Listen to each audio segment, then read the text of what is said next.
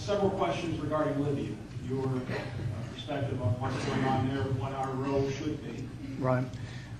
The president said in 2007 that he would not support a presidency that went to war without congressional authority unless there was a threat of imminent attack on the country. Those are almost verbatim his words.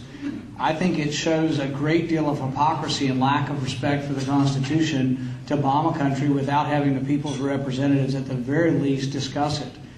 Now, I think everybody in the room probably to a person would think that Gaddafi's a bad guy. You know, an autocrat, a dictator, a guy who doesn't allow political freedom in his country. But how many in this room can say you know who the other side is and that you're willing to lay down your life to fight for the other side? It's easy to know how bad one side is. Pat Buchanan wrote an article yesterday that said many of the jihadists that are going from Libya to Afghanistan, and there have been some captured, are coming from the eastern part of the country over near Benghazi. Are these the people we will now put into power? Gaddafi's awful, but he's been an awful secular dictator.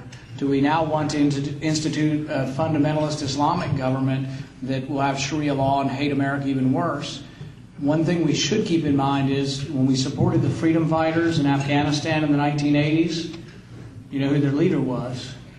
Osama bin Laden.